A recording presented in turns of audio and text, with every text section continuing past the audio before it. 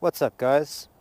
So today I thought I'd give you just an update on what my bike is looking like at the moment, as I haven't actually told you guys what all I've done to it. So in this video I'm just going to go over what I've done to my bike and just show you. I'm also keeping my helmet on because it's cold and the audio will be better through the headset. So this is what my bike looks like at the moment. And the reason why I've done this is because the Tuono is now a track-only bike. Well, not track-only, but track and weekend only. And I have a Honda CBF 600 for commuting, so I don't need to use the Tuono every day. So with that in mind, my plan was to basically convert the Tuono into an RSV4 track bike. Well, RSV4 track bike. So what I've done was I got the RSV4 tail, the tail section and the cowling and everything, as well as the RSV4 seat, because it just fits straight onto the Tuono. It's a direct bolt-on. And then I have the RSV4 lights. I didn't get the number plate holder, so that's why my number plate is kind of flat at the bottom. When I got the tail section, it was actually red, so I had it painted the same silver as the rest of the bike. I think it came out pretty nicely. Then I changed my comfort gel seat to the standard RSV4 seat, which is a lot softer than the standard Tuono seat, but it's still pretty hard. But it suits this setup really well. Then moving forward is obviously the clip-ons. So these are also RSV4 clip-ons. They come off a 2013 RSV4, and they obviously just bolt straight on.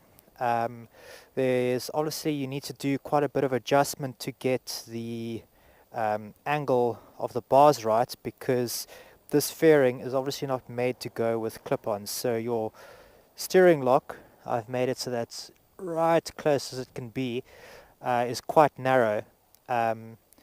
But I managed to get the bars at a straighter angle. Originally when I put them on, though, it was a bit more down, but that wasn't as comfortable. It was a little bit harder to steer, so I managed to straighten them out a bit. The front lever is still in a good position to be useful. When you first ride it, it does feel quite far down, but it just makes sense. Then I've got some little bar and mirrors on. I did have the original Tuono mirrors in, but it looked kind of weird. So they came up and then like drooped down, so that looked a little bit strange. These bar and mirrors work really well. I've done a bit of lane splitting with them, and they don't really impact the width of the bike at all. So yeah, that's that. I rode with the screen off for a little bit, which is fine. It didn't really make that much of a difference, but the screen does cut a lot of wind. So just this morning I decided to put that back on. Then, like you might have seen in my previous video, I got a nice Yoshimura R77 exhaust with a very nice link. Oh, someone hit the rev lifter. So, yeah, it sounds really good. It's much lighter. The Yoshimura is 2.4 kilos without the link, and the standard exhaust was 4.5 kilos with the cat and the link still attached. Yeah, so that's that. Then internally, I've got a K&N air filter in here, washable air filter. Then I've updated my bike to have the race mapping. If I turn it on now, you'll see on the dashboard here it says race. I don't know if you can see that. So yeah, I've got the air filter, got the race mapping, and then I've got the pipe. And that makes quite a difference to the mid-range pull. I can definitely feel the bike pulls a lot harder now. It's got a bit more torque, so that was pretty nice. I'll start it up now. I don't know how well it's going to come through in the helmet, but let me just start it anyway.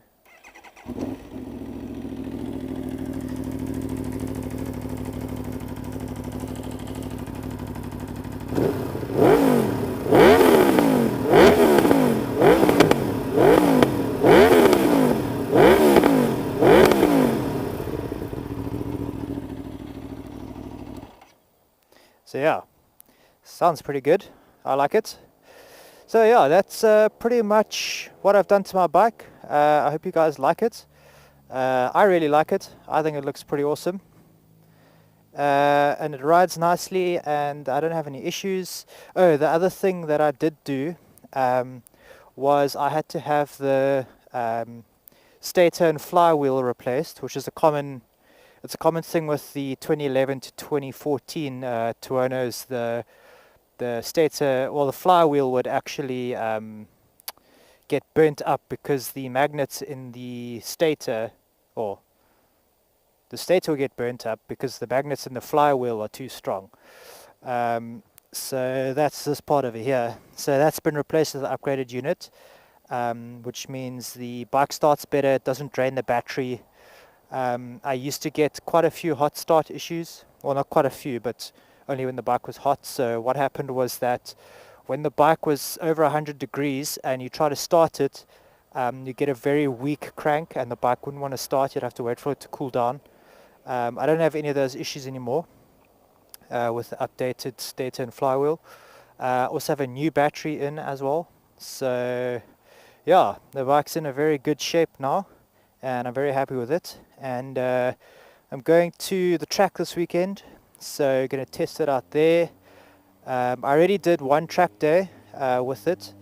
That was before the race mapping, but it was when I did have the clip-ons, but at the wrong angle. So I'm hoping this next track day is going to be a lot better. I do really need a rear tire though.